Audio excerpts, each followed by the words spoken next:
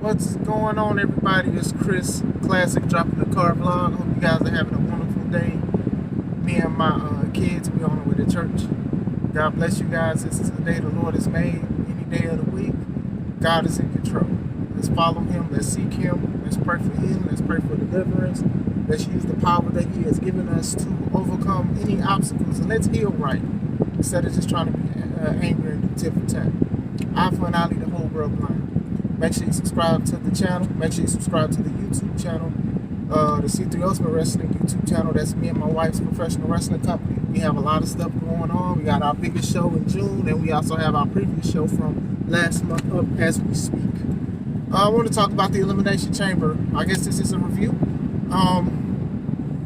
It was good. I enjoyed it. I think that WWE has been putting on solid products since 2022. You know, I think a lot of people don't want to give WWE credit for that, but nah, they've been having solid stuff. I'm not going to sit here and say everything made sense, every match made sense, and all of this stuff, but they have been putting on some solid shows, right? So they started with the women's Elimination Chamber, and I had Asuka win anyway, but Asuka did win. I did think that a lot of the women in the match, they played their roles, you know.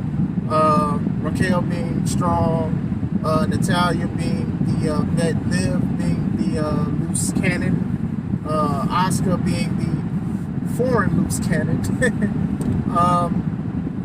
Carmella being a vulture. Somebody said that today, and I feel like that's actually a great thing. Nikki being Nikki. There's a lot of loose cannons, just different versions of them, but people played themselves. It was very good, very solid action and stuff like that. It was pretty dope. One thing I didn't like about it though was how Liv passed out. Now look, I understand you want to have people get behind wrestlers and you want them to be like, okay, they never tapped, you know, they just gave their all. But when it happens so often, and it's not just in one company, it's other companies too. It's not special anymore when you make everybody do that instead of just tapping. Like, she literally had 2 submissions on her. And then not only that, it took her a while to even pass out. So she should have been gone. She should have been tired. She's been wrestling. But like I said, it's not Liv's fault. You know how stuff be. But that's my only gripe about it. I thought the right person won. I think they all did great. If I don't have it in order, please know that I'm going to go over the match. What was next? The next was it was Bobby Lashley versus Brock Lesnar. BL versus BL. I was expecting, just like every other match they've had, a great match. You know, the last match at Crown Jewel, it was short, but it made sense. So I was like, oh, okay, there's going to be a big definitive winner for sure. And we got one. I just didn't like how it was done. And, you know, we also have the looming Bray Wyatt in the background basically saying he's going to go against the winner of this match. Basically, they did what they were supposed to do. Then Brock low blow Bobby, then attack the ref, attack Bobby, attack the ref, and all of this stuff. So now I'm like, they're either probably going to act like they're going to rematch it on a Raw or SmackDown. Well, Raw. And then Bray's gonna interfere. What they should have did was they should have had Bray, or if Bray couldn't make it, have Uncle Howdy just show up and basically attack one of the guys or take both of them out or something like that. That way you add, if you didn't want somebody, like to me, I thought that sucked because of all the hokey stuff they've been doing in their matches, right? But yeah, if they were gonna do this route, they should have just had Bray attack somebody or something, you know. And it may be Bobby Lashley versus Bray Wyatt. I'm not even going to lie to y'all. I'm not even looking forward to it. I am definitely not looking forward to it. Only because I just feel like it's just going to be the same thing with the LA Knight. And I don't think they're going to have Bray lose. You know, y'all know how I feel about Bray. So now to have Lashley possibly a part of it. Even Lesnar, you know what I'm saying? It's just, But anyway, next match was Beth and Edge versus the Judgment Day, which was Finn Balor and Rhea Ripley. Look, the match was solid. The match was very good. I thought they all did great. I thought the people in their stable or in the Judgment Day stable. I think they all did great and stuff like that. The match was good. The match was solid. I knew the match was going to be great because all four of these people are very like top quality athletes. So my thing is, I just think that it didn't need to happen. I think that it should have had Rhea versus Beth, and then have Rhea win, beating the Hall of Famer. Because let's not forget that Rhea is going to WrestleMania already against Charlotte. Now I do know that Finn took the pin. It was dope to see the time machine. They call it, I believe they call it the big rig on AEW, but it was dope to see it and all of this stuff. It was dope to see the women's strength and stuff. Always good to see that because these women are believable in it. But I do think it should have just been Rhea and Beth, with Rhea winning. Great match. Once again, I'm just talking about booking wise. I'm not perfect. These are my things. These are what I would have did. I just would have had that, just to have Rhea a little bit more piping hot or whatever like that. I understand we want to see Edge. We love Edge. Edge is from Canada and stuff like that. But yeah, we'll go with that. Hold on, mama. Next match was, if I forget one, I'm gonna feel so bad. Next match was the United States Championship match. So what was it? Seth, Bronson Reed, Montez Ford, Austin Theory, Damian Priest, and Johnny Gargano. I can't believe I almost forgot. So we had that great match. This was the better match out of both of them. This was a great Elimination Chamber match. Look, Elimination Chamber matches and Hell in a Cell matches used to be my favorite matches to play on video games because they were my favorite matches and stuff like that. But other than that, excuse the glare because I know it is glaring. It was good. I think a lot of people showed out. Montez, a lot of people was behind Montez, man. They were behind him as soon as he came out. I don't know if his wife Bianca Belair made his gear, but that gear was dope. I ain't gonna lie, that was dope gear. The Spider-Man pose he did before he fell on people. I would say top rope planches. Well, top rope planches, even though like the platform is as high as the ring. The top rope planches that he was giving to Seth and Austin Theory, the man is on point. Bronson Reed, he showed how strong he was. A lot of people showed strength, athleticism. It was good. It was good. A lot of people wanted Montez to win, and I look, in my heart, I would want Montez to win because this man is showing great talent, and I think he will be a future champion. And I'm not even just talking about mid-card titles. And I remember one of my friends on chat, they were saying, man, these guys are going all out for a mid-card title, and that's what you're supposed to do. You're supposed to make the title seem important and feel important, because usually mid-card titles, that's supposed to be a step up close to the main event, if you make it or not.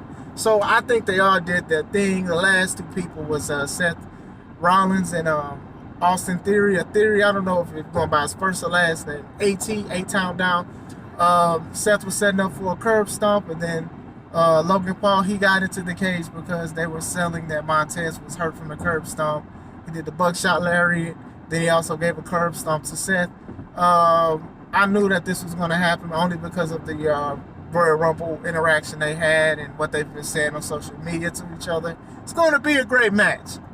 So I'm not mad. I'm not mad at them keeping the belt on Austin Theory. Austin Theory, I do think is going to have a big WrestleMania moment. I can't confirm who it is or whatever like that, but it was, we ain't that far removed from a couple months ago where the man cashed in his briefcase for the United States title and still came up short. Like, I understood what they was trying to do, but yeah, they really did the man filthy. But now, look at him. Now, I do think he's showing credibility and stuff like that, and I think he does care about the business. A lot of people felt a certain way about him because they said he was Vince's boy and stuff like that, and it's just like, don't curse him with that. The guy, a lot of these guys do care. And if the boss at the time liked what you was doing, then just continue doing what the boss liked. It's not against your morals and your principles. So, good match. Good match. Main event.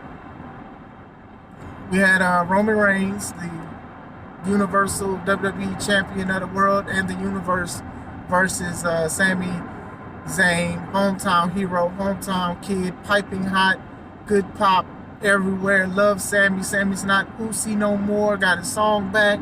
Let's go. Look, I've always been an advocate for emotions and getting emotions from the crowd and getting a reaction from the crowd. These guys were the epitome of it.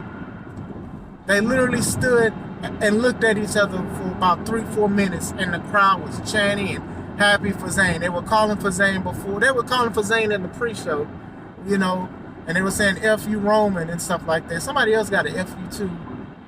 Oh, I forgot. But you know what I'm saying? The crowd was hot.